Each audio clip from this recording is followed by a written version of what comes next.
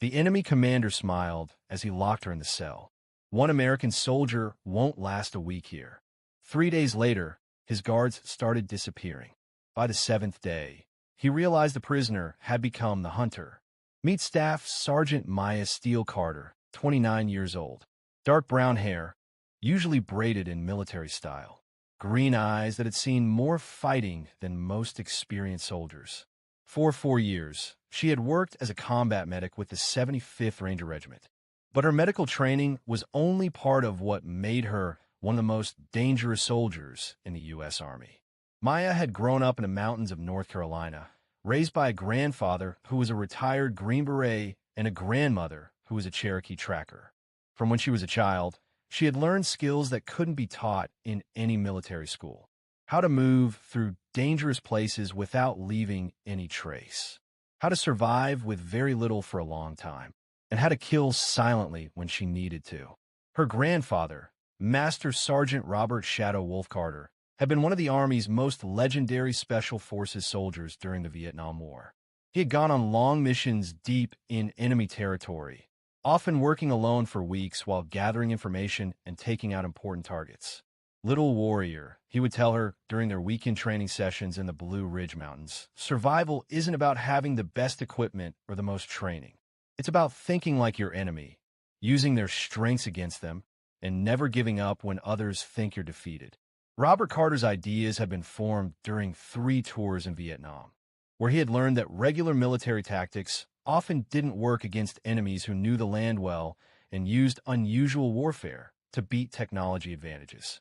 His approach focused on mind games, adapting to the environment, and becoming invisible while making the enemy visible. During her childhood training with her grandfather, Maya had learned to think like both hunter and prey at the same time. She understood how to track enemies through small signs in the environment while hiding her own presence so well that even experienced trackers couldn't follow her movements.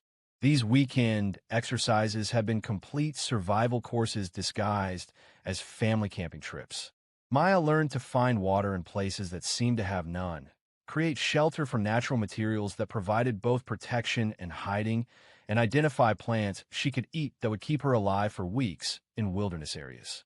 Her grandmother, Linda Quiet Breeze Carter, had taught her Cherokee tracking techniques that had been passed down through generations of hunters and warriors.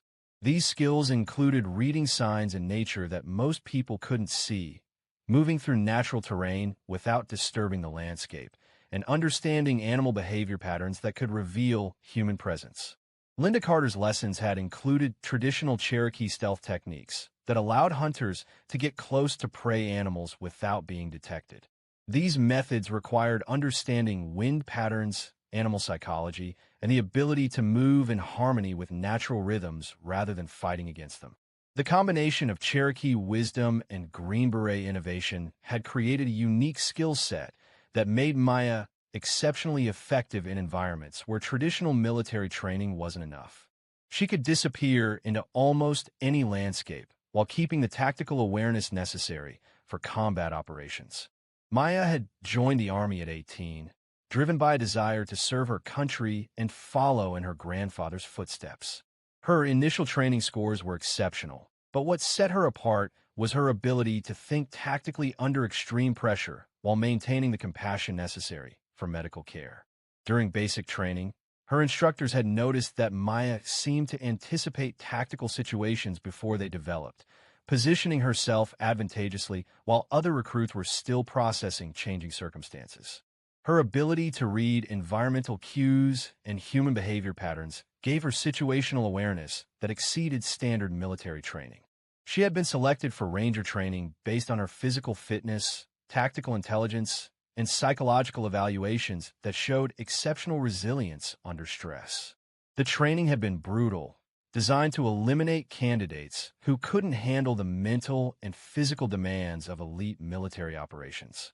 Ranger training had pushed Maya beyond normal human endurance through exercises that simulated the worst possible combat conditions. Sleep deprivation, extreme physical stress, and psychological pressure were designed to identify soldiers who could maintain effectiveness when conventional training broke down. But Maya had thrived in environments that broke other soldiers. Her childhood training and survival techniques, combined with natural athletic ability and fierce determination, made her one of the top graduates in her Ranger class. The medical training component of her military education had been equally demanding, requiring her to master life-saving techniques while under the stress of simulated combat conditions. Combat medics needed to provide medical care while fighting enemy forces, making split-second decisions about treatment priorities and maintaining tactical awareness in chaotic environments. Maya's unique background had given her advantages that other medics didn't possess. Her understanding of human anatomy, combined with Cherokee knowledge of natural remedies and Green Beret training in improvised weapons, created capabilities that exceeded standard medical corps training. Her call sign Steel had been earned during her second deployment to Afghanistan when she had conducted a solo rescue mission to extract wounded soldiers from a Taliban ambush. Using medical knowledge and combat skills in combination, she had eliminated multiple enemy fighters while providing life-saving care to American casualties. The rescue mission had required her to infiltrate a Taliban-controlled valley where an American patrol had been pinned down by enemy fire. Standard rescue protocols would have required air support and additional ground forces. But the tactical situation made conventional rescue impossible without risking additional casualties.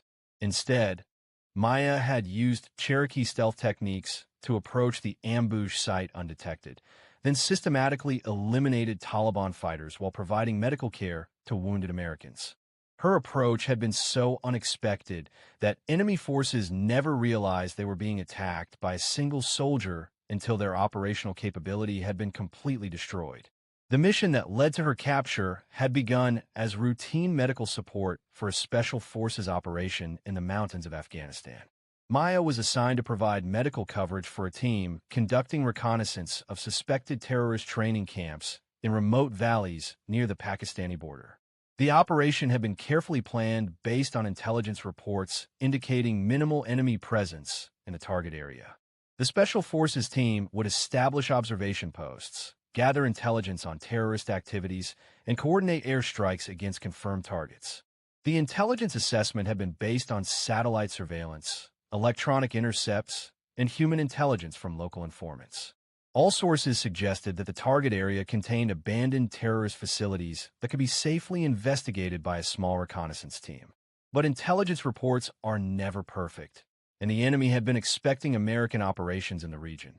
What should have been a covert reconnaissance mission became a coordinated ambush that separated Maya from her team and left her stranded deep in hostile territory. The ambush had been planned by Commander Karim Aziz, who had been studying American tactical procedures for months in preparation for exactly this type of operation.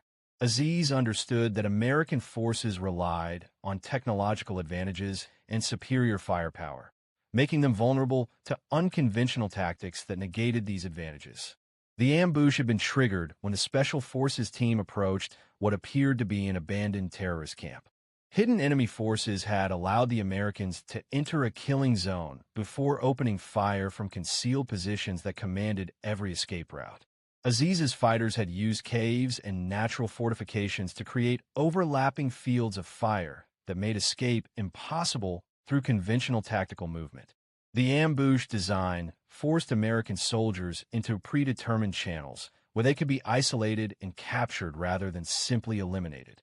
In the chaos of the firefight, Maya had been providing medical care to wounded team members when an explosion separated her from the main group. When the smoke cleared, she found herself alone, surrounded by enemy fighters who had been waiting for exactly this opportunity. The separation had been caused by a precisely timed explosive device that created a rock slide, blocking the route between Maya and the main team. Aziz's fighters had planned this contingency to isolate individual soldiers who could be captured for intelligence and propaganda purposes. Commander Karim Aziz had been planning this ambush for months using intelligence gathered from captured American equipment and interrogated prisoners. At 45 years old, he led a terrorist cell that specialized in capturing American soldiers for propaganda purposes and intelligence gathering. Aziz had built his reputation on breaking captured Americans through psychological torture and prolonged interrogation. His methods were designed to extract information about military operations while creating propaganda videos that could be used to demoralize American forces. Aziz's interrogation techniques had been developed through years of experience with captured soldiers and consultation with former intelligence officers who had defected from various government agencies. His approach combined physical deprivation with psychological manipulation designed to break down resistance systematically. The compound where Aziz operated had been specifically designed for holding and interrogating captured soldiers. The facility included soundproof interrogation rooms, isolation cells designed to break down psychological resistance, and medical facilities where prisoners could be kept alive during extended interrogation periods.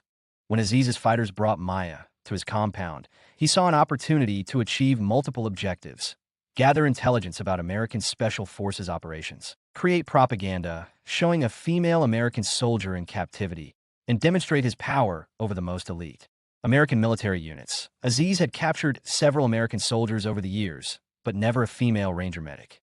He believed that Maya would be particularly valuable for propaganda purposes, as her capture could be used to demonstrate the vulnerability of American women in combat roles. One American soldier won't last a week here, Aziz told his men as they locked Maya in a concrete cell beneath his command center. Especially a woman who thinks she can fight like a man. We will break her spirit and use her to send a message to the Americans. The compound where Maya was held was a fortified position carved into the mountainside, designed to withstand air strikes and ground assaults. Aziz commanded approximately 40 fighters who had spent years learning American tactics and developing countermeasures for special forces operations. The facility included weapon storage areas, communication equipment, training facilities, and detention cells where prisoners were held for interrogation. The entire complex was designed to be invisible from aerial surveillance, while providing defensive advantages against any rescue attempt. Aziz's initial plan was to use traditional interrogation techniques to break Maya psychologically before beginning the intelligence extraction process. He believed that isolation, sleep deprivation, and psychological pressure would quickly reduce her to a compliant prisoner who would reveal military secrets. But Aziz had made a critical error in his assessment of Maya Carter. He saw a female medic who had been separated from her unit, assuming that her medical training indicated weakness rather than the tactical intelligence that made her one of the Army's most dangerous soldiers. During her first 3 days in captivity, Maya had been conducting reconnaissance of the compound, while Aziz's men assumed she was simply recovering from the shock of capture. Every time guards brought food or conducted inspections, she was gathering intelligence about their routines, security procedures, and the facility's layout. Her medical training gave her advantages that Aziz's men couldn't recognize. She understood human anatomy well enough to know exactly how to incapacitate or kill without making noise. Her knowledge of drugs and medical equipment provided opportunities for creating weapons or incapacitating substances from materials that seemed harmless. More importantly, her Cherokee tracking skills allowed her to read environmental signs that revealed information about guard movements, shift changes, and the compound's daily routine. She could hear conversations through walls, detect movement patterns through vibrations, and identify weaknesses in security procedures that her captors didn't know existed. But on the 4th night of her captivity, Maya began implementing an escape plan that would transform her from prisoner to predator. But instead of simply escaping, she had decided to systematically eliminate Aziz's entire operation while gathering intelligence that could be used in future American operations. The first guard to disappear was Ahmed, a young fighter who had been assigned to night security for the detention area. Maya had identified him as the weakest link in the security chain, inexperienced, overconfident, and prone to breaking established procedures. When Ahmed entered her cell to conduct a routine inspection, Maya used medical knowledge to render him unconscious without making any noise. She then used his own equipment to restrain him while she acquired his weapons and keys to other areas of the compound. But instead of immediately escaping, Maya hid Ahmed's body and assumed his patrol route, using darkness and her knowledge of Cherokee stealth techniques to move through the compound undetected. Her goal wasn't just escape. It was intelligence gathering and elimination of Aziz's operational capability. Over the following nights, Maya conducted what amounted to a one-woman special operations campaign against Aziz's forces. She eliminated sentries who worked alone, gathered intelligence about the compound's layout and defensive systems, and positioned herself to systematically destroy Aziz's entire organization. Her grandfather's training in psychological warfare proved as valuable as her physical skills. By making guards disappear without explanation, She was creating fear and paranoia among Aziz's men that was more effective than direct confrontation. Aziz's fighters began reporting strange sounds in the night, equipment that had been moved or damaged, and the growing realization that someone was moving through their supposedly secure compound with complete impunity. The second elimination came on the fifth night when Maya targeted the compound's communication specialist. Using stealth techniques learned from her grandmother, she infiltrated the communications bunker and eliminated the operator while gaining access to Aziz's entire intelligence network. From the captured communications equipment, Maya learned the locations of other terrorist cells, planned operations against American forces, and Aziz's network of informants and suppliers. This intelligence would be invaluable for future American operations, but only if she could survive to deliver it. The third and fourth eliminations occurred on consecutive nights when Maya eliminated the guards responsible for perimeter security. These operations required her to move through areas covered by multiple sentries while avoiding detection by fighters who were becoming increasingly paranoid about the mysterious disappearances that be why the seventh day. Aziz's compound was in a state of controlled panic. Half his guards had disappeared without explanation. His communications had been compromised, and his men were reporting encounters with an invisible enemy who seemed to know their every move. Aziz himself was beginning to understand that he had severely underestimated his prisoner. The American medic who was supposed to be broken and compliant had somehow become a ghost that was systematically destroying his operation from within. Find the American woman. Aziz ordered his remaining fighters. She cannot have simply vanished. Search every inch of this compound. But Maya was no longer hiding in the detention area. She had established a base of operations in the compound's maintenance tunnels, using her knowledge of building systems and Cherokee concealment techniques to create a command center that was invisible to Aziz's increasingly desperate searches. From her hidden position, Maya could monitor Aziz's communications, track the movement of his remaining fighters, and plan her final assault on the terrorist leader who had thought he could break her spirit through intimidation and isolation. The intelligence she had gathered revealed that Aziz was planning a major attack on American forces. Within the next week, multiple terrorist cells were coordinating an assault on a forward operating base where hundreds of American soldiers would be vulnerable to coordinated suicide attacks. Maya realized that simply escaping would not be sufficient. She needed to eliminate Aziz and his entire operational network to prevent the planned attack on American forces.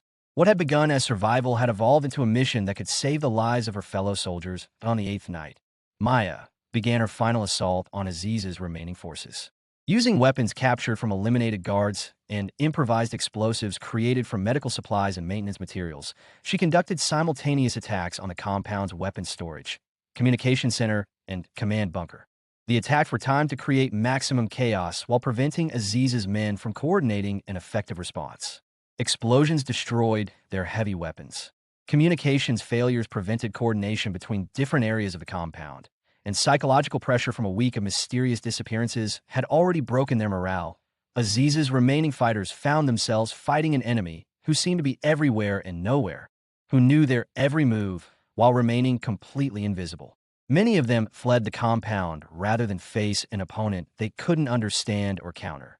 The final confrontation came when Aziz, desperate and cornered, attempted to reach his emergency communication equipment to call for reinforcement from other terrorist cells. But Maya had been waiting for exactly this moment, having anticipated his likely escape routes and emergency procedures. When Aziz entered the communications bunker, he found Maya waiting for him with intelligence files that documented his entire network and planned operations. The American medic who was supposed to have been broken by captivity had instead become the instrument of his organization's complete destruction. "You were right about one thing," Maya told Aziz as she prepared to eliminate the last threat to American forces in the region. "One American soldier couldn't last a week here. But I'm not just any soldier. I'm a ranger medic who learned from Cherokee warriors and Green Beret legends. I don't just survive. I adapt, overcome, and eliminate threats to my fellow Americans." Aziz's death marked the end of a terrorist network that had been planning one of the largest coordinated attacks on American forces since the beginning of the Afghan conflict. The intelligence Maya had gathered led to the disruption of multiple terrorist cells and the prevention of attacks that could have killed hundreds of American soldiers. When the rescue helicopter arrived at the compound's coordinates, 3 days later, following Maya's emergency transmission, they found a single American soldier waiting with intelligence files that documented an entire terrorist network in a compound filled with eliminated enemy fighters. The pilot's report would become legendary. In Special Forces circles, "We came to rescue one captured medic. Instead, we found one soldier who had eliminated an entire enemy compound and prevented a major attack on American forces." Major Collins, the Special Forces officer who debriefed Maya after her rescue, struggled to understand how a single soldier had accomplished what would normally require an entire special operations team. "Sergeant Carter," he said, reviewing the intelligence she had gathered, "what you accomplished in 8 days is unprecedented. You didn't just escape from captivity. You conducted a complete intelligence operation while eliminating a terrorist network that threatened hundreds of American lives." Maya looked at the officer who was trying to understand her experience, knowing that no report could capture the reality of survival in enemy territory using skills learned from Cherokee grandmothers and Green Beret grandfathers. "Sir, I did what any ranger would do. I adapted to the situation, used available resources, and eliminated threats to American forces. The enemy made the mistake of thinking that capturing me would break me. Instead, it gave me the opportunity to break them." 6 months later, Staff Sergeant Maya Carter was promoted to Sergeant First Class and offered assignment to the most elite Special Operations units. Her escape and subsequent elimination of Aziz's network became a case study taught at Special Operations schools worldwide. But more importantly, Maya never again heard anyone question whether a female soldier could handle the most dangerous combat missions. Her week in enemy captivity had proven that sometimes the most dangerous warrior is the one the enemy underestimates. Today, Master Sergeant Maya Steele Carter trains Special Operations soldiers in survival techniques that combine modern military doctrine with Cherokee wisdom and Green Beret innovation. Her students learn that true strength comes not from avoiding capture, but from turning captivity into opportunity. Have you ever been in a situation where others expected you to break, only to discover reserves of strength you didn't know you possessed? Maya's story reminds us that sometimes our greatest victories come when we're cornered with nowhere to run except through our enemies. The terrorist commander who thought he could break one American soldier learned that some people become more dangerous when caged, not less. Sometimes the hunter becomes the hunted, and the predator discovers that the prey was actually the apex predator all along. That if you believe that true warriors are forged in the moments when surrender seems like the only option, share this story. Because somewhere, someone is facing impossible odds, not knowing that they're about to prove that the human spirit cannot be broken by those who mistake temporary advantage for permanent victory. Maya Carter didn't just survive enemy captivity. She transformed it into the enemy's worst nightmare, proving that sometimes the most dangerous place for your enemies is having you exactly where they think they want you. If you like story, then like, share, and subscribe.